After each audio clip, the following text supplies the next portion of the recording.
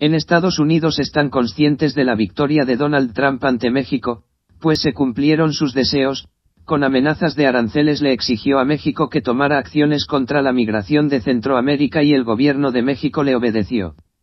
Ahora que México es el encargado de impedir la migración desde Centroamérica hacia Estados Unidos, detener a los migrantes y deportarlos, ¿con qué argumentos le pedirán a Donald Trump que no haga lo mismo con los mexicanos en Estados Unidos? Las consecuencias políticas de esta sumisión ante Trump pueden ser peor de lo que imaginan en Palacio Nacional.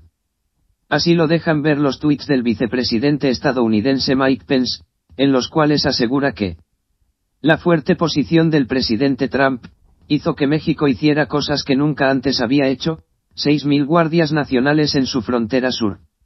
Y añadió: el presidente Trump hizo que México se hiciera cargo, ahora es el momento que el Congreso lo haga, el pueblo estadounidense quiere que el Congreso trabaje para, mucha atención con esto, para reformar nuestras leyes de asilo, asegurar nuestra frontera y reparar este sistema de inmigración de una vez por todas. El vicepresidente Mike Pence está solicitando y anunciando una reforma a las leyes migratorias de Estados Unidos. ¿Saben para qué? Para regular la inmigración ilegal. ¿Qué significa esto? Puede venir una deportación masiva de mexicanos, mediante una reforma migratoria radical, para de una vez por todas, como dice Pence, reparar el sistema migratorio de Estados Unidos y expulsar a los millones de mexicanos indocumentados en Estados Unidos. ¿Qué consecuencias tendría una deportación masiva de mexicanos en Estados Unidos?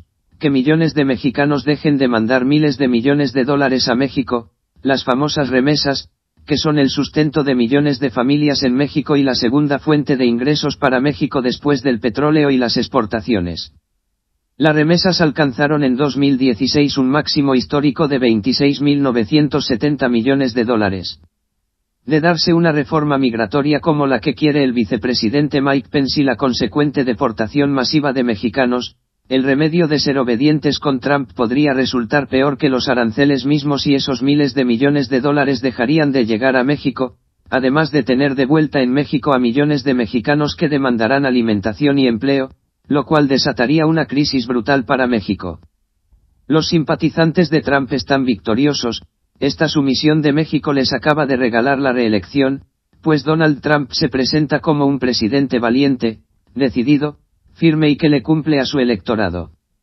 Mientras tanto, en nuestro país, México, los representantes de la Cancillería encabezados por Marcelo Ebrard, no fueron capaces siquiera de lograr la cancelación definitiva de los aranceles, simplemente fueron a Washington a recibir órdenes y encima de eso se atrevieron a hacer un festejo en Tijuana, festejando quién sabe qué cosa. Ahora Donald Trump anuncia que los aranceles fueron suspendidos momentáneamente y que podrá imponerlos si México no es eficaz en detener migrantes en un cierto plazo.